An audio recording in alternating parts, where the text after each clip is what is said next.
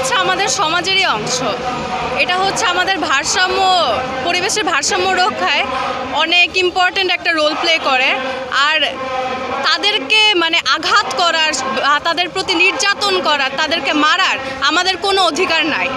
তাদের প্রাণ আমরা দেই নাই, তাদেরকে আঘাত করার বা মারার কোনো অধিকার নাই। আমরা নিজেরা প্রাণীদের প্রতি সহিংসতা না করে বা তাদেরকে রাস্তায় পাথর ছুঁড়ে না মেরে, তাদের গায়ে পানি না ঢেলে, তারপর আমাদের আশেপাশের পরিজনদেরকে এটার ব্যাপারে অ্যাওয়ারনেস ক্রিয়েট করে সাহায্য করতে পারি।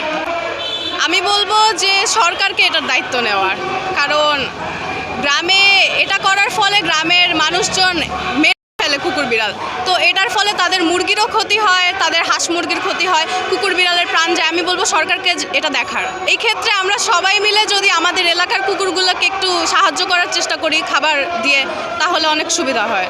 প্রত্যেকটা প্রাণেরই বাঁচার অধিকার আছে, সবাইকে আমরা নিজেদের মতো করে বাঁচতে দেই। প্রাণীদের প্রতি সহিংসতা বন্ধ করা উচিত এই কারণেই, প্রাণীরাও আমাদের সমাজের একটা মূল অংশ। আমরা যে খাবারগুলো ফেলে দিই, সেই খাবারগুলো দিয়ে কিন্তু ওরা বেঁচে যেতে পারে, কিন্তু আমরা সেটা করি না। আমরা সেটা করি কি, ডাস্টবিনে গিয়ে এমন জায়গায় ফেলে যেখানে খাবার পায় না। এমন অনেক জায়গা আছে যেখানে প্রাণীরা কোনো খাবারও খুঁজে পায় না, ফলে কি না খেয়ে অনেক কুকুর বিড়াল মারা যাচ্ছে। কিন্তু এই ক্ষেত্রে দেখা যাচ্ছে যদি আমরা উচ্ছিষ্ট খাবারটা ওদেরকে দিয়ে থাকি, ওরা ওইটা খেয়ে বেঁচে থাকতে পারে, আর আমরা পরিবেশও সুন্দর রাখতে পারি সেক্ষেত্রে। যার কোনো ময়লা বাড়তি ময়লাটা না, আর পচে দুর্গন্ধ বেরোচ্ছে না। এই আইনটা প্রয়োগ হচ্ছে না কারণ আমাদের সচেতনতা নাই, আর সব মূল কথা এটা নিয়ে কাজ করার মানুষ নেই। কজ আমরা কেউই থানা পর্যন্ত যেতে চাই না, জিডি করতে চাই না, কোর্টে যেতে চাই না। আমরা সবাই ভয় পাই, বা থানায় গেলে এটা হাস্যকর একটা বিষয় হয়ে যায় যে কুকুর নিয়ে আসছে কেস করতে। কিন্তু আমরা আফতাবনগরে কুকি নামে একটা কুকুরকে হয়েছে, যেটার মাধ্যমে আমরা থানায় গিয়েছিলাম, জিডি করা হয়েছে। জিডির মাধ্যমে সেটা কোর্টেও গিয়েছে, কোর্টে আমরা জাজ তদন্ত দিয়েছে।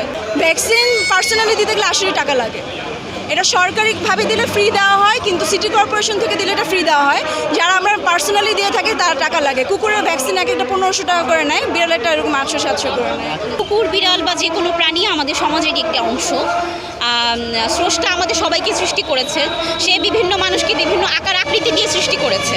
এটা কিন্তু আমরা নিজ থেকে চুজ করে নেই না যে আমি মানুষ হব, আমি কুকুর হব। এটা আল্লাহ নির্ধারণ করে দেয়, বা আমাদের যে সৃষ্টিকর্তা আছে তিনি নির্ধারণ করে দেয়। কুকুর বিড়াল যেহেতু আমাদের সমাজের অংশ, তারা আমাদের যে পরিবেশের ভারসাম্য আছে সেটা রক্ষা করতে তারা সাহায্য করে। তারা বিভিন্ন ধরনের আবর্জনা খেয়ে এই পরিবেশটাকে পরিষ্কার রাখে।